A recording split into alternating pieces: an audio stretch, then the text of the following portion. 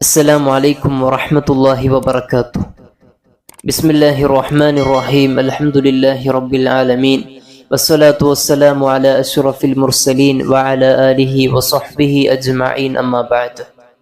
പ്രിയമുള്ള പ്രവാചക സ്നേഹികളെ, പരിശുദ്ധമായ റബീഉൽ അവ്വൽ നമ്മിലേക്ക് സമാഗതമാവുകയാണ്. മുത്തുനബി സല്ലല്ലാഹു അലൈഹി വസല്ലം തങ്ങളുടെ ജന്മദിനം കൊണ്ട് അനുഗ്രഹീതമായ മാസമാണ് റബീഉൽ അവ്വൽ എന്നുള്ളത്. ഈ റബീഉൽ അവ്വൽ ഓരോ വർഷവും കടന്നു വരുമ്പോൾ ഒരുപാട് ചോദ്യങ്ങൾ നമ്മൾ അഭിമുഖീകരിക്കാറുണ്ട്. അതിൽ വളരെ പ്രധാനപ്പെട്ട ചില ചോദ്യങ്ങളും അതിൻ്റെ വ്യക്തമായ ആൻസറുകളുമാണ് നമ്മൾ ഈ സംസാരത്തിലൂടെ നിങ്ങളിലേക്ക് എത്തിക്കുന്നത്. ഇത് അവസാനം വരെ നിങ്ങൾ കണ്ട് കേട്ട് നിന്നാൽ ഉറപ്പായിട്ടും 100% നിങ്ങൾക്ക് ഉറപ്പ് നൽകുകയാണ്, നിങ്ങൾക്ക് ഈ ചോദ്യങ്ങൾക്കെല്ലാം മറുപടി പറയാനുള്ള ഒരു ചെറിയ സ്കില്ല് നിങ്ങൾക്ക് ലഭിക്കും. അതാണ് നമ്മളിവിടെ പറയുന്നത്. വ്യക്തമായി ഉദാഹരണ സഹിതം നിങ്ങൾക്ക് കേൾക്കാം. അല്ലാഹു തആല സത്യം മനസ്സിലാക്കാൻ, സത്യത്തിന്റെ കൂടെ നിന്ന് മരിക്കുന്ന സമയത്ത് അഹ്ലുസുന്നത്തി വൽ ജമാഅത്തിന്റെ ആശയത്തിൽ അടിയുറച്ച് വിശ്വസിച്ച് മരിക്കാൻ അല്ലാഹു തആല നമുക്കെല്ലാം തൗഫീഖ് നൽകി അനുഗ്രഹിക്കട്ടെ. പ്രധാനമായിട്ടും നമ്മൾ കേൾക്കുന്ന ചോദ്യമാണ് എന്ത്? നബി സല്ലല്ലാഹു അലൈഹി വസല്ലം തങ്ങളുടെ ജന്മദിനം റസൂലുള്ള ആഘോഷിച്ചിട്ടുണ്ടോ? സഹാബത്ത് ആഘോഷിച്ചിട്ടുണ്ടോ? താബിഉകൾ ആഘോഷിച്ചിട്ടുണ്ടോ? നബി തങ്ങൾ ആഘോഷിക്കാൻ പറഞ്ഞോ? അള്ളാഹു കൽപ്പിച്ചിട്ടുണ്ടോ? ഇങ്ങനെ കുറച്ച് ചോദ്യങ്ങൾ. ഇതിനൊക്കെ ഉത്തരം ഇൻഷാ അല്ലാഹ് നമുക്ക് പറയാം. അതുപോലെ തന്നെ മുളഫർ രാജാവല്ലേ ഈ മൗലിദ് ആഘോഷ പരിപാടിയൊക്കെ ആരംഭിച്ചത്? നബി സല്ലല്ലാഹു അലൈഹി വസല്ലം തങ്ങളുടെ കാലത്തില്ലല്ലോ. പിന്നെ ആഘോഷം എന്തിനാണ്? ഒരാൾ ജനിച്ചു എന്ന് വിചാരിച്ച് ആഘോഷിക്കണോ? അങ്ങനെ ഒരുപാട് ചോദ്യങ്ങൾ. പിന്നെ ഇത് ബിദ്അത്തല്ലേ? നബി തങ്ങളൊന്നും ചെയ്തില്ല, ബിദ്അത്ത് ചെയ്യാൻ പറ്റുമോ എന്നൊരു സംശയം. ഇങ്ങനെ ഒരുപാട് സംശയങ്ങൾ നമ്മളോട് പലരും ചോദിക്കാറുണ്ട്. അതിനൊക്കെ നമ്മൾ മറുപടി പറയും ഇൻഷാ അല്ലാഹ്. നബിദിനം അനിസ്ലാമികം എന്ന് പറഞ്ഞ ഒരുപാട് പോസ്റ്ററുകളൊക്കെ നമ്മൾ കാണാറുണ്ട്. ഇങ്ങനത്തെ കുറച്ച് ചോദ്യങ്ങളും. ഈ ചോദ്യം കേൾക്കുമ്പോൾ നമ്മളൊക്കെ ആകെ ഇഷ്കാലായി പോകും, നമ്മുടെ ഈമാൻ പതറിപ്പോകും. അങ്ങനെയുള്ള വളരെ സംശയാസ്പദമായ ചോദ്യങ്ങളാണ്. വിവരമില്ലാത്തവർ പെട്ടെന്ന് തന്നെ വീണു പോകുന്ന ചില ചോദ്യങ്ങൾ. അല്ലാഹു തആല അത്തരം ആളുകളുടെ ശർറുകളിൽ നിന്ന് നമ്മെ എല്ലാവരെയും കാത്ത് സംരക്ഷിക്കുമാറാകട്ടെ. മഹാത്മാക്കളുടെ ജന്മദിനം ആഘോഷിക്കല്, ആദ്യമായിട്ട് മഹാന്മാരുടെ ഈ സുദിനങ്ങൾക്ക് അതിനെന്തെങ്കിലും പ്രത്യേകതയുണ്ടോ? എന്തെങ്കിലും ഒരു പ്രമാണത്തിൽ സ്ഥിരപ്പെട്ടിട്ടുണ്ടോ? വലിയ വലിയ വ്യക്തിത്വങ്ങൾ ജനിച്ച ദിവസം സന്തോഷിക്കണമെന്ന് എവിടെയെങ്കിലും സ്ഥിരപ്പെട്ടതായുണ്ടോ എന്നാണ് ചോദ്യം. മുസ്ലിം ലോകം ആഘോഷിക്കുന്ന പല ദിവസങ്ങളുമുണ്ട്. അതിൽ വളരെ പ്രധാനപ്പെട്ട ദിവസമാണ് ഓരോ ആഴ്ചയിലും നമ്മിലേക്ക് സമാഗതമാകുന്ന, നമ്മിലേക്ക് കടന്നു വരുന്ന വെള്ളിയാഴ്ച ദിവസം. ആ വെള്ളിയാഴ്ച ദിവസത്തിന്റെ മഹത്വം എന്താണ്? ഇമാം അഹ്മദ് റളിയല്ലാഹു അൻഹു, ഇബ്നു മാജ റളിയല്ലാഹു അൻഹു അവരൊക്കെ വെള്ളിയാഴ്ചയുടെ മഹത്വം റിപ്പോർട്ട് ചെയ്തിട്ടുണ്ട്. ബുഖാരിയിലും കാണാം. ഈദുൽ ഫിത്തറിനേക്കാൾ ജുമാ ദിവസത്തിന് മഹത്വമുണ്ട് എന്ന്, ശ്രേഷ്ഠതയുണ്ട് എന്ന് ഇമാം അഹ്മദ് റളിയല്ലാഹു അൻഹു അടക്കമുള്ള ഇമാമികൾ, മുഹദ്ദിസുകൾ രേഖപ്പെടുത്തിയത് കാണാം. അപ്പൊ വെള്ളിയാഴ്ച ദിവസത്തിന് വലിയ മഹത്വമുണ്ട്. ഈ വെള്ളിയാഴ്ച ദിവസത്തിന്റെ മഹത്വം വിശദീകരിച്ചു കൊണ്ട് തന്നെ മഹാനായ ഹാഫിള് സുയൂത്തി റഹ്മത്തുള്ളാഹി അലൈഹി അവിടുന്ന് ഖസാഇസുൽ ജുമുഅ എന്നൊരു ഗ്രന്ഥം തന്നെ എഴുതിയിട്ടുണ്ട്. ഈ ദിവസത്തെ ആദരിക്കുന്നതിന് എന്തെങ്കിലും പ്രമാണമുണ്ടോ എന്നാണ് ചോദ്യം. അപ്പോ വെള്ളിയാഴ്ചക്ക് ഇത്ര മഹത്വം ലഭിച്ചത്? നബി സല്ലല്ലാഹു അലൈഹി വസല്ലം തങ്ങൾ തന്നെ പറഞ്ഞിട്ടുണ്ട്. വെള്ളിയാഴ്ച ദിവസത്തിന് ഇത്രയധികം മഹത്വം ലഭിക്കാനുള്ള ഒരു കാരണം അതിൽ ആദം നബി അലൈഹിസ്സലാത്തു വസ്സലാം ജനിച്ചു എന്നുള്ളതാണ്. ആദം നബിയെ അള്ളാഹു സൃഷ്ടിച്ചിട്ടുള്ളത് വെള്ളിയാഴ്ചയാണ് എന്നതാണ് ഇതിന്റെ മഹത്വം. അപ്പോ കാലത്തിന്, ദിവസത്തിന് പ്രാധാന്യമുണ്ട് എന്ന് മനസ്സിലായി. മുല്ല അലിയുൽ ഖാരി മിർഖാത്തിൽ ഇത് വിശദീകരിക്കുന്നുണ്ട്, കാലത്തിന് മഹത്വം പ്രാധാന്യമൊക്കെ ഉണ്ട് എന്ന്. അപ്പോ ആദം നബി അലൈഹിസ്സലാത്തു വസ്സലാം ജനിച്ച ദിവസമാകുന്ന വെള്ളിയാഴ്ചക്ക് ഇത്രയധികം മഹത്വം ലഭിച്ചു. അത് ഒരൊറ്റ വെള്ളിയാഴ്ചയല്ല, എല്ലാ വെള്ളിയാഴ്ചയും ലോകാവസാനം വരെയുള്ള എല്ലാ വെള്ളിയാഴ്ചക്കും ആ മഹത്വമുണ്ട്. അപ്പൊ ഓരോ ആഴ്ചയിലും നമ്മൾ ആഘോഷിക്കുകയാണ് വെള്ളിയാഴ്ച. അപ്പൊ നോക്കൂ, നബി സല്ലല്ലാഹു അലൈഹി വസല്ലം തങ്ങൾ ആരാ? ആദം നബി അലൈഹി സ്വലാത്തു വസ്സലാമിനെ തന്നെ സൃഷ്ടിച്ചത് മുത്തുനബി തങ്ങള് അവിടുത്തെ നൂറ് സൃഷ്ടിച്ചതിന് ശേഷമാണല്ലോ. അപ്പൊ നബി സല്ലല്ലാഹു അലൈഹി വസല്ലം തങ്ങളെയാണ് അല്ലാഹു തആല ആദ്യമായി അവിടുത്തെ നൂറാണ് സൃഷ്ടിച്ചിട്ടുള്ളത്. ആ അഷ്റഫുൽ ഖൽഖായിട്ടുള്ള മഹാനായ ആദം നബി അലൈഹിസ്സലാമിനെക്കാളും മഹത്വമുള്ള നബി സല്ലല്ലാഹു അലൈഹി വസല്ലം, സൃഷ്ടികളിൽ തന്നെ ഏറ്റവും മഹത്വമുള്ള വ്യക്തി ആരാ? മുത്തുനബി സല്ലല്ലാഹു അലൈഹി വസല്ലം. സയ്യിദുൽ മുർസലീൻ, മുർസലീങ്ങളുടെ നേതാവ് മുത്തുനബി സല്ലല്ലാഹു അലൈഹി വസല്ലം. അവിടുന്ന് ജനിച്ച ദിവസത്തിന് മഹത്വമില്ല എന്ന് പറഞ്ഞാൽ അത് നമ്മുടെ യുക്തിക്കൊരിക്കലും യോജിക്കുന്നില്ല. നബി സല്ലല്ലാഹു അലൈഹി വസല്ലം തങ്ങൾ ജനിച്ച ദിവസത്തിന് മഹത്വമുണ്ട് എന്ന് വളരെ വ്യക്തമാണ്. നബി സല്ലല്ലാഹു അലൈഹി വസല്ലം തങ്ങൾ നിരന്തരമായി സ്വഹാബത്തിനോട് എന്ത് കൽപ്പിച്ചു? തിങ്കളാഴ്ച ദിവസം നോമ്പെടുക്കാൻ. എന്തുകൊണ്ടാണ് നോമ്പെടുക്കുന്നത്? അതിന് കാരണം മുത്തുനബി തങ്ങൾ പറഞ്ഞു. സ്വഹാബത്ത് ചോദിച്ചു, എന്തേ നബിയെ ഇത്രയധികം ഞങ്ങളെ പ്രോത്സാഹിപ്പിക്കുന്നു നോമ്പെടുക്കാൻ തിങ്കളാഴ്ച? അവിടുന്ന് പറഞ്ഞു, ഫീഹി വുലിത്തു, ഞാൻ ജന്മം കൊണ്ട ദിവസമാണ്, ഞാൻ ജനിച്ച ദിവസമാണ് തിങ്കളാഴ്ച. അതുകൊണ്ട് തിങ്കളാഴ്ച നിങ്ങൾ നോമ്പെടുത്ത് അല്ലാഹുവിനോട് ശുക്ർ രേഖപ്പെടുത്തണം. അപ്പൊ തിങ്കളാഴ്ചക്ക് മഹത്വമുണ്ട് എന്ന് ലഭിച്ചല്ലോ. അപ്പൊ നബി തങ്ങൾ ജനിച്ച ദിവസത്തിന് ഏതായാലും മഹത്വമുണ്ട് എന്ന് കിട്ടി. ഇനി നമ്മൾ സുന്നികൾ തിങ്കളാഴ്ച അഥവാ റബീഉൽ അവ്വൽ 12 എന്നാണല്ലോ പ്രബലമായ അഭിപ്രായം, നബി തങ്ങൾ ജനിച്ച ദിവസം. ആ ദിവസത്തിന് മാത്രമല്ലല്ലോ നമ്മൾ പ്രാധാന്യം കൽപ്പിക്കുന്നത്, റബീഉൽ അവ്വൽ മുഴുവനായി നമ്മൾ ആഘോഷിക്കുന്നുണ്ട്. അതാണ് അടുത്ത ആരോപണം. അപ്പൊ അതിനും ഒരു തെളിവ് പറഞ്ഞു കൊടുത്ത അതും തീർന്നല്ലോ. അതിന് ഏറ്റവും വലിയ തെളിവാണ് വിശുദ്ധമായ റമളാൻ. റമളാനിന്റെ ഏറ്റവും വലിയ പ്രത്യേകത എന്താ? എന്തുകൊണ്ടാണ് അത്രയധികം മഹത്വം പരിശുദ്ധമായ റമളാനിൽ ലഭിച്ചത്? ശഹ്റു റമളാനല്ലദീ ഉൻസില ഫീഹിൽ ഖുർആൻ, വിശുദ്ധ ഖുർആൻ ഇറക്കപ്പെട്ട മാസമാണ് വിശുദ്ധമായ റമളാൻ. അതൊരു കാരണമാണ്. അപ്പോ എന്നാണ് ഈ റമളാൻ മാസം എല്ലാ ദിവസവും 30 ദിവസവും വിശുദ്ധ ഖുർആൻ ഇറങ്ങുകയായിരുന്നു? ഒരു ഡൗട്ട് അല്ലല്ലോ. ഒരൊറ്റ ദിവസമാണ് ഇറങ്ങിയതല്ല, ഒരു രാത്രിയിലാണ് ഇറങ്ങിയിട്ടുള്ളത്, ലൈലത്തുൽ ഖദ്റിൽ.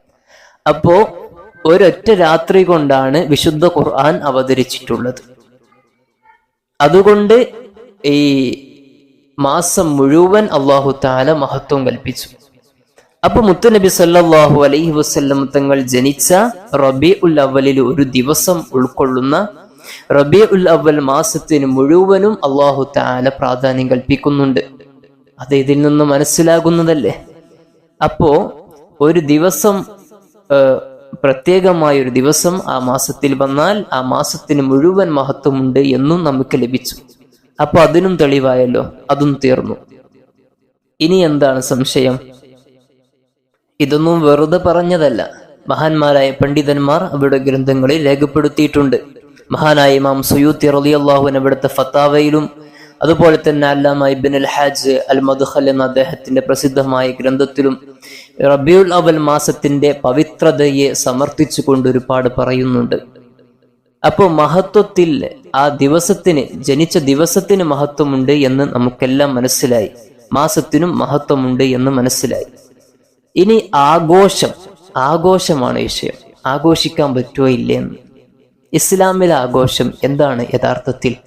ഇസ്ലാമിലെ ആഘോഷം എന്ന് പറഞ്ഞാൽ അതെങ്ങനെയാണ്? പടക്കം പൊട്ടിക്കലാണോ? ഡാൻസ് കളിക്കലാണോ? അല്ലല്ലോ. ഒപ്പന കളിക്കലാണോ? ഇസ്ലാമിലെ ആഘോഷം എന്ന് പറയുന്നത് വെള്ളിയാഴ്ച ദിവസം ആഘോഷത്തിന്റെ ദിവസമാണ്. ആദം നബി അലൈഹിസ്സലാത്തു വസ്സലാം ജനിച്ച ദിവസമാണ് വെള്ളിയാഴ്ച. അല്ലാഹു തആല ആദം നബിയെ സൃഷ്ടിച്ചത് വെള്ളിയാഴ്ചയാണ്. അപ്പോ ആദം നബി അലൈഹിസ്സലാം സൃഷ്ടിക്കപ്പെട്ട ദിവസമായ വെള്ളിയാഴ്ച നമ്മൾ ആഘോഷിക്കുന്നത് എങ്ങനെയാണ്? അന്ന് പ്രത്യേകമായൊരു ജുമുഅ, മറ്റു ദിവസങ്ങളിൽ ജുമുഅ ഇല്ല. ജുമുഅ നിസ്കരിക്കുന്നു, ഒരു ഖുതുബയുണ്ടാകും, 2 റക്അത്ത് നിസ്കാരം. അതുപോലെ തന്നെ സൂറത്തുൽ കഹ്ഫ് ഓതുന്നു. ആ കഹ്ഫിലുള്ളത് മഹാന്മാരുടെ ചരിത്രമാണ്, അമ്പിയാക്കളുടെ ചരിത്രമാണ്. പിന്നെ ഒരുപാട് സ്വലാത്തുകൾ മുത്തുനബി തങ്ങളിലേക്ക് സമർപ്പിക്കുന്നു. അങ്ങനെ വെള്ളവസ്ത്രം ധരിക്കുന്നു, വൃത്തിയാകുന്നു, നഖമുറിക്കുന്നു. ഇങ്ങനെ ഒരുപാട് സുഹൃതങ്ങൾ കൊണ്ടാണ് നമ്മൾ ആഘോഷിക്കുന്നത്. ഇസ്ലാമിലെ ആഘോഷങ്ങളൊക്കെ അങ്ങനെയാണ്. ഇമാം സുയൂത്തി റളിയല്ലാഹു അൻഹു ഇത് വിശദമായിട്ട് വെള്ളിയാഴ്ചയിലെ ആഘോഷത്തെക്കുറിച്ച് എന്താണ് ചെയ്യേണ്ടതെന്നൊക്കെ അവിടുത്തെ ഖസാഇസുൽ ജുമുഅ എന്ന ഗ്രന്ഥത്തിൽ പറയുന്നുണ്ട്. പിന്നെ ഒരു ആഘോഷമാണ് റമളാൻ. റമളാനിൽ നമ്മൾ എങ്ങനെയാണ് ആഘോഷിക്കാറുള്ളത്? നോമ്പ് നോൽക്കും, ഇഅ്തികാഫിരിക്കും, തറാവീഹ് നിസ്കരിക്കും, ദാനധർമ്മങ്ങൾ അധികരിപ്പിക്കും, ദിക്റുകൾ ഒരുപാട് ചൊല്ലും, വിശുദ്ധ ഖുർആൻ ഖത്മുകൾ തീർക്കും. ഇങ്ങനെയാണ് നമ്മൾ ആഘോഷിക്കാറുള്ളത്. പിന്നെ അടുത്ത ആഘോഷമാണ് ഈദുൽ ഫിത്ർ, ഈദുൽ അദ്ഹ. നമ്മൾ എങ്ങനെയാണ് ആഘോഷിക്കാറുള്ളത്? ഒരുപാട് തക്ബീർ ചൊല്ലും, പെരുന്നാൾ നിസ്കാരം, പ്രത്യേകമായ ഒരു നിസ്കാരം നിർവഹിക്കും, ഉളുഹിയ്യത്ത് കർമ്മം, അതുപോലെ തന്നെ ഫിത്ർ അരി വിതരണം ചെയ്യല്, ഇങ്ങനെ ഒരുപാട് സ്വതക്ക ചെയ്യുക, വൃത്തിയാവുക, നല്ല വസ്ത്രം ധരിക്കുക. ഇങ്ങനെ ഒരുപാട് ആരാധനകൾ കൊണ്ടാണ് നമ്മൾ സമ്പുഷ്ടമാക്കുന്നത്, ആഘോഷിക്കുന്നത്. അതുപോലെ തന്നെ നിങ്ങൾ ഇങ്ങനെ എൻ്റെ കൂടെ വരണം. ഇനി റബീഉൽ അവ്വലിലേക്ക് നമ്മൾ പോകുമ്പോൾ, റബീഉൽ അവ്വലിൽ നമ്മൾ എന്താണ് ചെയ്യുന്നത്? നബി സല്ലല്ലാഹു അലൈഹി വസല്ലം തങ്ങളുടെ മദ്ഹ് പറയുന്നു, പാടുന്നു. ഹസാൻ ഇബ്നു സാബിത്ത് തങ്ങൾ പാടിയില്ലേ? നബി തങ്ങളുടെ മദ്ഹ് ആരാ പറയാത്തതുള്ളത്? അതുപോലെ തന്നെ ദാനധർമ്മം ചെയ്യുന്നു, സ്വലാത്ത് അധികരിപ്പിക്കുന്നു, പാവങ്ങളെ ഭക്ഷിപ്പിക്കുന്നു, മധുര വിതരണം ചെയ്ത് ആളുകളെ സന്തോഷിപ്പിക്കുന്നു. മുത്തുനബി സല്ലല്ലാഹു അലൈഹി വസല്ലം തങ്ങൾ നമുക്ക് പറഞ്ഞു തന്നിട്ടുള്ള സന്ദേശങ്ങൾ, മാനവിക സന്ദേശങ്ങളും അതുപോലെ തന്നെ നല്ല നല്ല മെസ്സേജുകളും ലോകത്തിന് കൈമാറുന്നു. ഇങ്ങനെ ഒരുപാട് കാര്യങ്ങളാണ് റബീഉൽ അവ്വലിൽ നടക്കുന്നത്. ഈ മൗലിദ് എന്നൊക്കെ പറഞ്ഞാൽ, മൗലൂദ് ഓതുക എന്ന് പറഞ്ഞാൽ എന്താ? അത് നബി തങ്ങളുടെ സല്ലല്ലാഹു അലൈഹി വസല്ലം അവിടുത്തെ മദ്ഹ് പറയലാണ്, പാടലാണ്. അതാണ് അവിടെ നടക്കുന്നത്. ഇതറിയാത്ത ചില ആളുകൾ എന്തൊക്കെയോ എന്ന് വിചാരിച്ച് അവരങ്ങ് മാറി നിൽക്കുന്നു എന്ന് മാത്രം. മഹാനായ ഹാഫിദ് ജലാലുദ്ദീൻ സുയൂത്തി റളിയല്ലാഹു അൻഹു അവിടുത്തെ ഫത്താവയിലും അതുപോലെ തന്നെ യാനത്തുൽ ത്വാലിബീൻ എന്ന ഗ്രന്ഥത്തിൽ സയ്യിദുൽ ബഖരി എന്നിവരൊക്കെ ഇതിനെക്കുറിച്ച് വിശദമായിട്ട് തന്നെ പറയുന്നത് കാണാം. അപ്പോൾ ഏകദേശം ആഘോഷത്തെക്കുറിച്ചും ഒരു നിലപാട് നമുക്ക് കിട്ടിയല്ലോ. ഇനി ആഘോഷമൊക്കെ റെഡി. പിന്നെ ആഘോഷം എന്തിനാണ് എന്നൊരു ചോദ്യം. എന്തിനാണ് ആഘോഷം? അപ്പൊ നമ്മൾ പറയും, ആഘോഷം എന്നൊക്കെ ഉള്ളത് അത് മനുഷ്യ സഹജമായൊരു കാര്യമല്ലേ. ആഘോഷം അനുഗ്രഹം ലഭിക്കുന്ന ദിവസം കടന്നു വരുമ്പോൾ ആഘോഷിക്കല് അത് മനുഷ്യ സഹജമാണ്. പേര് പറയും മനുഷ്യ സഹജമാണ്, ഓക്കെ. പക്ഷെ ഇസ്ലാമിൽ അത് എന്തെങ്കിലും ഒരു തെളിവുണ്ടോ? ഖുർആനിലുണ്ടോ? ഹദീസിലുണ്ടോ? ഏതെങ്കിലും ഒന്നിലുണ്ടായാൽ മതി. ഖുർആനിലുണ്ടോ? ഹദീസിലുണ്ടോ? ചോദ്യം. അപ്പൊ നമ്മൾ പറയും, അതെ, ഖുർആനിലുണ്ട്, ഹദീസിലുണ്ട്, എല്ലായിടത്തുമുണ്ട്.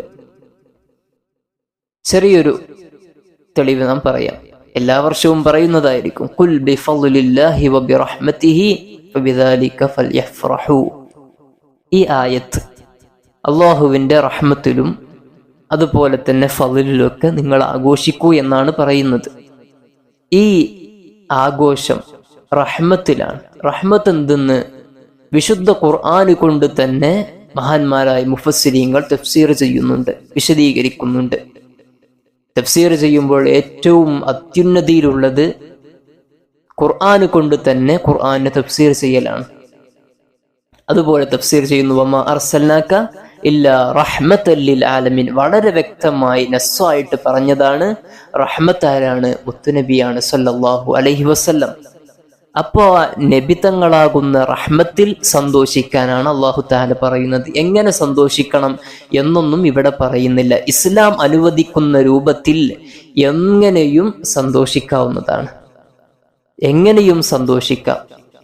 ഇസ്ലാം വിലക്കാത്ത രൂപത്തിൽ. അതോരോ കാലഘട്ടത്തിനുമനുസരിച്ച് വ്യതിയാനങ്ങൾ സംഭവിക്കും. പണ്ടുള്ളതുപോലെയാണോ എന്നുള്ളത് എല്ലാ കാര്യവും അല്ല. അപ്പോൾ ആഘോഷങ്ങളിലും മാറ്റങ്ങൾ സംഭവിക്കും. അത് സ്വാഭാവികമാണ്. ഖുർആനിൽ നസ്സായി പറഞ്ഞതാണ് നിങ്ങൾ സന്തോഷിക്കൂ എന്ന്. ഇത് പണ്ട് മുതലേ ഉള്ളതാണ്. അപ്പൊ ചിലര് പറയും, എന്ത്, എല്ലാ വർഷവും നമ്മൾ ബിദഅകളിൽ നിന്ന് കേൾക്കുന്നതാണ്, മുളഫർ രാജാവാണ് മൗലിദ് തുടങ്ങിയിട്ടുള്ളത് എന്ന്. നമ്മൾ ചിന്തിക്കണം, ആലോചിക്കണം. മുളഫർ രാജാവ് അദ്ദേഹമാണോ ആരംഭിച്ചത്? മൗലിദ് സമ്പ്രദായം മുളഫർ രാജാവിന്റെ സൃഷ്ടിയാണെന്നും അദ്ദേഹത്തിന് മുമ്പ് ഇസ്ലാമിക ചരിത്രത്തിൽ ഒരാളും ആഘോഷിച്ചിട്ടില്ല എന്നും അവര് പറയും. അപ്പോ നബി സല്ലല്ലാഹു അലൈഹി വസല്ലം തങ്ങളുടെ കാലത്ത് ആഘോഷിച്ചതിന് നമ്മൾ തെളിവ് പറയണം. ഇൻഷാ അല്ലാഹ് നമുക്ക് പറയാം. ആദ്യമായി മുളഫർ രാജാവ് ആരാണെന്ന് ഈ വഹാബികൾ മൂടിവെക്കുന്ന, ബിദഅകൾ മൂടിവെക്കുന്ന ചില കാര്യങ്ങളുണ്ട്. ഈ മുളഫർ രാജാവിന്റെ വിഷയത്തിൽ രണ്ട് കാര്യങ്ങൾ അവർ പറയാറേയില്ല. അതിലൊന്നാണ്, മുളഫർ രാജാവ് വെറും ഒരു രാജാവായിട്ടാണ് അവർ കാണാറുള്ളത്. ആരാണ് മുളഫർ രാജാവ്? വലിയ പണ്ഡിതനാണ്, രാജാവാണ്, തഖ്വയിൽ അധിഷ്ഠിതമായ ജീവിതം നയിക്കുന്ന വളരെ സൂഫിയായ ഒരു വ്യക്തിത്വമാണ് മുളഫർ രാജാവ്. ഇബ്നു കസീർ അൽ ബിദായയിലും അതുപോലെ തന്നെ ഇമാം സുർഖാനി അവിടുത്തെ ശറഹുൽ മവാഹിബിലും ഇബ്നു ഖൽഖാൻ അവിടുത്തെ വഫയാത്തിലും ഇങ്ങനെ ഒരുപാട് ഗ്രന്ഥങ്ങളിൽ മുളഫർ രാജാവ് ആരാണെന്ന് വ്യക്തമായി പ്രതിപാദിക്കുന്നുണ്ട്. അതൊക്കെ ഒന്ന് എടുത്ത് പരിശോധിച്ചു നോക്കുക. അപ്പോ മുളഫർ രാജാവിന്റെ മൗലിദ് സദസ് ഈ മഹാനായ ഇമാം സുയൂത്തി റളിയല്ലാഹു അൻഹു അവിടുത്തെ ഹവീൽ ഫതാവയിൽ പറയുന്നുണ്ട്, മുളഫർ രാജാവിന്റെ ആ മൗലിദ് സദസ്സിൽ ആരാണ് പങ്കെടുക്കാറുള്ളത്? വിവിധ രാഷ്ട്രങ്ങളിൽ നിന്ന് വരുന്ന പണ്ഡിത മഹത്തുക്കൾ, ഒരുപാട് പണ്ഡിതന്മാർ പങ്കെടുക്കുന്ന വലിയ പരിപാടികളാണ് മുളഫർ രാജാവ് നടത്താറുള്ളത് എന്ന്. മാത്രവുമല്ല, മുളഫർ രാജാവിനെ കുറിച്ച് വേറെ ഒരു കാര്യം മൂടിവെക്കുന്നത്, പൂർവികരിൽ നിന്നാണ് മുളഫർ രാജാവ് ഈ മൗലിദാഘോഷം കണ്ടത്. അതനുസരിച്ചാണ് അദ്ദേഹവും ആഘോഷിച്ചത്. ക്രിസ്താബ്ദം 1203 1268 ജീവിച്ച ഡമസ്കസിലെ സുപ്രസിദ്ധമായ ഒരു പണ്ഡിതനും ഇമാം നവവിയുടെ റളിയല്ലാഹു അൻഹു അവിടുത്തെ ഗുരുവര്യരുമായ ഇമാം അബൂശാമ റളിയല്ലാഹു അൻഹു അവിടുന്ന് പറഞ്ഞിട്ടുണ്ട്, മൗസിൽ എന്ന പ്രദേശത്ത് ഷെയ്ഖ് ഉമറുൽ മുല്ല എന്ന വലിയൊരു പണ്ഡിതൻ നടത്തിയിരുന്ന മൗലിദ് പരിപാടി അനുകരിച്ചാണ് മുളഫർ രാജാവ് അതുപോലെ വലിയ വിപുലമായി മൗലിദ് ആഘോഷിച്ചത് എന്ന്. നിങ്ങൾ തള്ളുന്ന ആളാണോ ഇമാം അബൂശാമ? അല്ലല്ലോ. അപ്പൊ ഇതൊക്കെ അവർ മറച്ചു വെക്കും. അബൂശാമ മുളഫർ രാജാവിനെ കുറിച്ച് പറഞ്ഞത്, അദ്ദേഹത്തിന്റെ മൗലിദിനെ കുറിച്ച് പറഞ്ഞത്, ഇതൊക്കെ അവർ മറച്ചു വെക്കും. എന്നിട്ട് മുളഫർ രാജാവാണ് ആരംഭിച്ചത് എന്ന് പറയും. അപ്പോ മുളഫർ രാജാവിൻ്റെതും തീരുമാനമായി. അദ്ദേഹം വലിയ പണ്ഡിതനാണ്, പൂർവീകരിൽ നിന്ന് അദ്ദേഹത്തിന് ലഭിച്ചതാണ്, ഷെയ്ഖ് ഉമർ മുല്ല എന്നവരിൽ നിന്നാണ് അദ്ദേഹം കണ്ടത്. അതനുസരിച്ചാണ് അദ്ദേഹം മൗലിദ് സദസ്സുകൾ സംഘടിപ്പിച്ചത് എന്നൊക്കെ നമുക്ക് മനസ്സിലായി. ഇനിയാണ് നമ്മളെ അധിക സാധാരണക്കാരെയും കുഴക്കുന്ന, പെട്ടെന്ന് വഴിതെറ്റിപ്പിക്കുന്ന ഒരു ചോദ്യം. നബി സല്ലല്ലാഹു അലൈഹി വസല്ലം തങ്ങൾ ഈ മൗലിദ് ആഘോഷിച്ചിട്ടില്ലല്ലോ, അതുകൊണ്ട് നിങ്ങൾ ആഘോഷിച്ചാൽ അള്ളാഹുവിനും അവന്റെ റസൂലിനും സ്വഹാബത്തിനും ഒക്കെ എതിര് പ്രവർത്തിച്ചവരാകും നിങ്ങൾ. ഇത് ബിദ്അത്താണ്, ബിദ്അത്ത് എല്ലാം ളലാലത്താണ് എന്നൊക്കെ പറഞ്ഞ് മൗലവിമാര് സാധാരണക്കാരെ വഴിതെറ്റിപ്പിക്കും. അപ്പം സാധാരണക്കാരൊക്കെ ഒന്ന് ആലോചിക്കാൻ, ഞാൻ പറയുന്നത് ശ്രദ്ധിച്ചു കേൾക്കണം. നബി സല്ലല്ലാഹു അലൈഹി വസല്ലം തങ്ങളുടെ കാലത്ത് നബി തങ്ങൾ ആഘോഷിച്ചിട്ടുണ്ടോ എന്നൊക്കെ ചോദിക്കുന്നുണ്ട്. അപ്പോൾ നബി സല്ലല്ലാഹു അലൈഹി വസല്ലം തങ്ങളുടെ കാലത്തുണ്ടോ, അത് ദീൻ ഇല്ലാത്തതൊന്നും ദീനിൽപ്പെട്ടതല്ല. ഇവിടെ രണ്ട് കാര്യങ്ങൾ നമ്മൾ ശ്രദ്ധിക്കണം.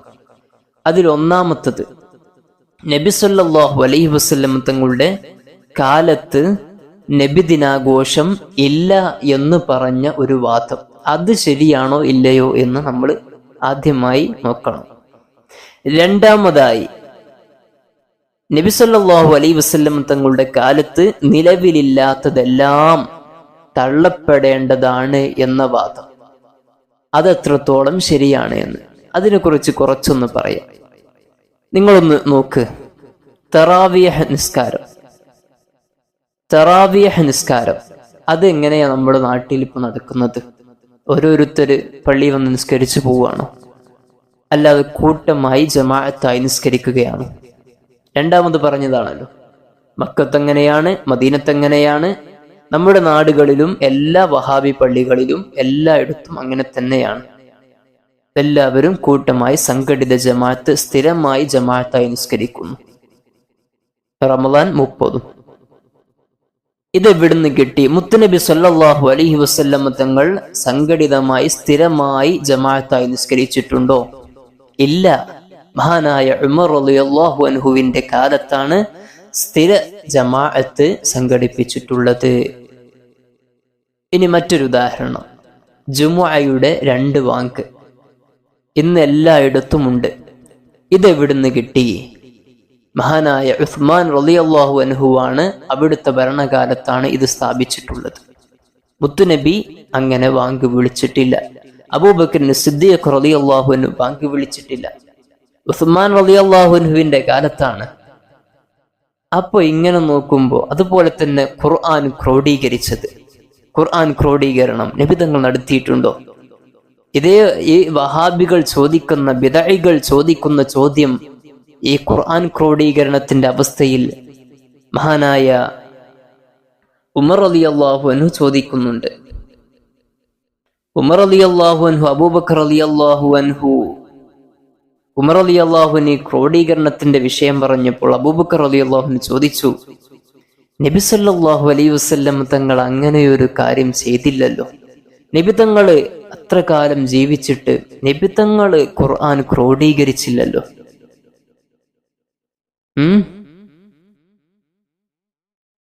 ഉമർ റളിയല്ലാഹു അൻഹു പറയുന്നത് അതിൽ ഖൈറുണ്ട്, അങ്ങനെ ക്രോഡീകരിക്കുന്നതിൽ ഖൈറുണ്ട്, ബിദ്അത്താണെങ്കിലും അതിൽ ഖൈറുണ്ട് എന്ന് പറഞ്ഞു. അപ്പോൾ ഖൈറുള്ളതാണെങ്കിൽ നബി സല്ലല്ലാഹു അലൈഹി വസല്ലം തങ്ങൾ ചെയ്തു എന്ന് സ്ഥിരപ്പെടേണ്ടതില്ല. നബി സല്ലല്ലാഹു അലൈഹി വസല്ലം തങ്ങൾ സ്ഥിരപ്പെട്ടില്ലെങ്കിലും ഖൈറാണെങ്കിൽ ചെയ്യാമെന്ന് കിട്ടി. നബിദിനാഘോഷത്തിൽ എത്രയെത്ര ഖൈറുണ്ട്.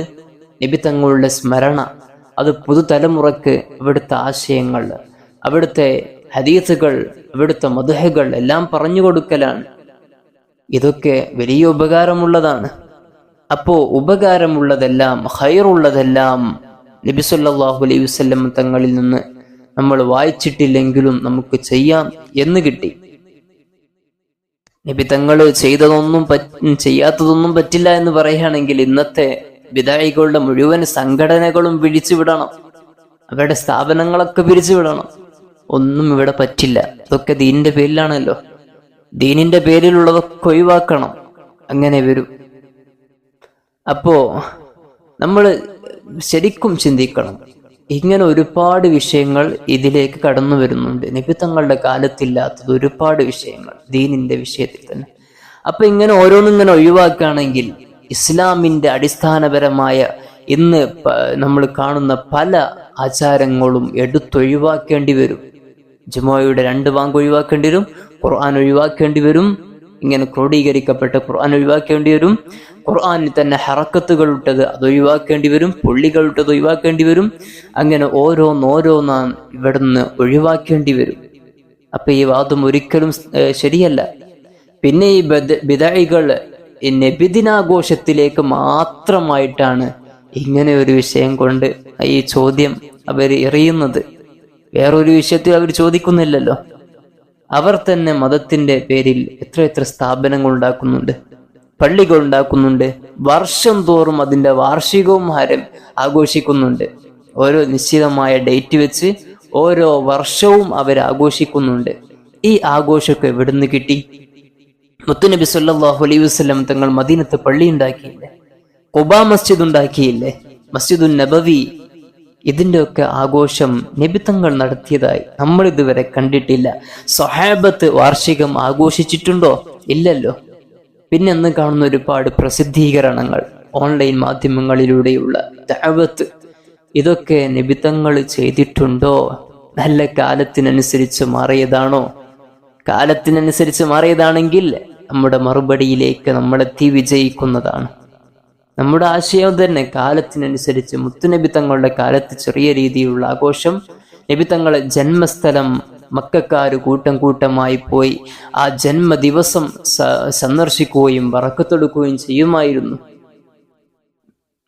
അപ്പോ അത് കാലത്തിനനുസരിച്ച് ഇങ്ങനെ മാറ്റങ്ങൾ സംഭവിച്ച് ആഘോഷം വിപുലമായി തന്നെ ഇപ്പോൾ നടക്കാൻ തുടങ്ങി. അതുപോലെ തന്നെയാണ് കുറച്ച് മുമ്പുണ്ടായിരുന്ന രീതിയിലാണോ ഇപ്പോൾ വാർഷികങ്ങൾ നടക്കാറുള്ളത്, മറ്റ് ആഘോഷങ്ങൾ നടക്കാറുള്ളത്?